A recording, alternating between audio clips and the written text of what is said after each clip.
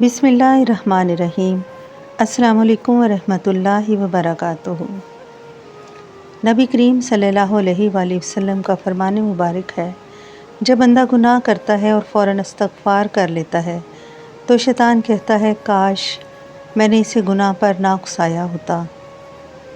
اور نبی کریم صلی اللہ علیہ وآلہ وسلم نے فرمایا، بے شک اللہ رات کے وقت اپنا ہاتھ پھیلاتا ہے تاکہ دن کے گناہ گار توبہ کریں، اور دن کے وقت ہاتھ پھیلاتا ہے تاکہ رات کے گناہ گار توبہ کر لیں۔ نبی صلی اللہ علیہ وآلہ وسلم نے یہ بھی فرمایا کہ ہر انسان خطا کار ہے، اور بہترین خطا کار وہ ہیں جو توبہ کرتے ہیں۔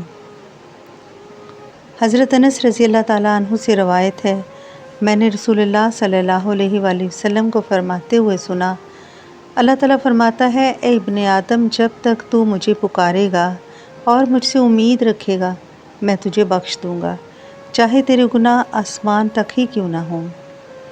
اللہ تعالیٰ اپنے بندے کی توبہ پر اس شخص سے بھی زیادہ خوش ہوتا ہے جو کسی سنسان جگہ پر اپنے گمشدہ اونٹ کو پا لے۔